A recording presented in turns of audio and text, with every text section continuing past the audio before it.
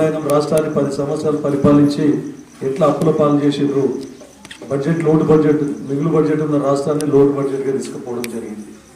కరెంటులో పోతే కరెంటు డిపార్ట్మెంట్లో పోతే అప్పులే, సివిల్ సప్లైస్ డిపార్ట్మెంట్లో పోతే అప్పులే, పంచాయతీరాజ్ R&B డిపార్ట్మెంట్ పోతే బిల్స్ పెండింగ్, గుత్తదారులకు ఇప్పటివరకు బిల్లులు ఇవ్వలేదు. మళ్ళీ 7.5 లక్షల కోట్లు మళ్ళీ మనము బకాయిలు. ఇవన్నీ అధిగమించుకుంటూ అన్ని విధాల పార్టీ తరఫున ప్రభుత్వం తరఫున ఏదైతే హామీలు ఇచ్చిండ్రో హామీలన్నీ కూడా నెరవేరే విధంగా కృషి చేస్తూ ఉన్నారు. మా ముఖ్యమంత్రి గౌరవనీయులు రేవంత్ రెడ్డి గారు ఛాలెంజ్గా తీసుకొని ఫస్ట్ ఏదైతే ప్రిఫరెన్స్ ఇచ్చిండ్రో విద్యకే ఫస్ట్ ప్రిఫరెన్స్ ఇచ్చిండ్రని చెప్పక తప్పదు. అన్ని స్కూల్స్ అన్ని ఎడ్యుకేషన్ డిపార్ట్మెంట్ ప్రక్షాళన చేసి ఎడ్యుకేషన్ డిపార్ట్మెంట్ ఆయన దగ్గర పెట్టుకొని ఈరోజు గత ప్రభుత్వంలో ఒక నెల 2 నెలలు అయినా కూడా పుస్తకాలు అందకుండే, డ్రెస్సులు అందకుండే. అట్లాంటిది ఇప్పుడు బడిబాట స్టార్ట్ అయినప్పుడే ఇంకా స్కూల్స్ రీఓపెన్ కాకముందే పుస్తకాలు డ్రెస్సుల పంపిణీ ఉండాలి, అది రెడీ చేసి పెట్టాలి.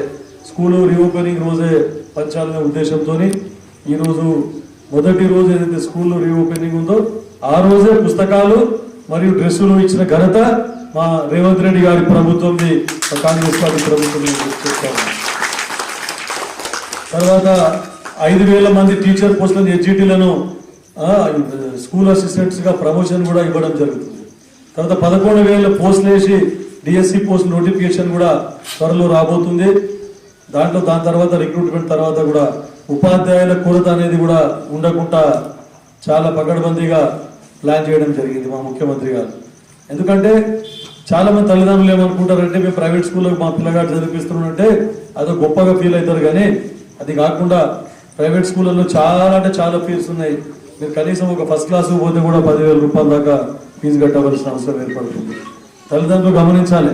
అక్కడ ఏంటంటే లాభాపేక్షతోని ప్రైవేట్ స్కూళ్ళల్లో ఇంటర్మీడియట్ చదివిన టీచర్లు కానీ డిగ్రీ పాస్ అయిన టీచర్లు కానీ వాళ్లకు తక్కువ జీతంతో పని చేయించుకొని వాళ్ళు లాభం ఆర్జించే విధంగా ప్రయత్నం చేస్తారు. ఇక్కడ అట్లా కాకుండా నాణ్యమైన ఎగ్జామ్ కండక్ట్ చేసి టెట్లో పాస్ అయిన వారికే, DSC పాస్ అయిన వారికే ఉద్యోగాలు ఇవ్వడం జరుగుతుంది. కానీ దాన్ని మనం ఉపయోగం చేసుకోవాలి. తల్లిదండ్రులందరము పిల్లలను గవర్నమెంట్ పాఠశాలకు పంపించి వారికి మనం సహకరిస్తే వారు అన్ని విధాలా విద్య పొందాలి. తర్వాత హైయర్ ఎడ్యుకేషన్ సంగతి సరే పక్కకు పెట్టండి.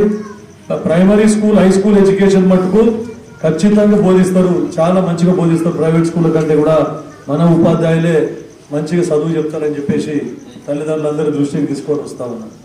అదొకటే కాకుండా మా రాజేశ్వర్ సార్ చెప్పిండ్రు, ఇప్పుడే చాలా మంచిగా చెప్పినారు. ఈ ప్రైవేట్లో నేను చెప్పిన కదా ఓన్లీ కమర్షియల్ లాభం గురించి ఆలోచిస్తూ ఉంటారు. కానీ ఇక్కడ కాదు. విద్యా బోధన ఎట్లా జరుగుతుందంటే పాఠ్యాంశాలతో పాటు క్రమశిక్షణ కూడా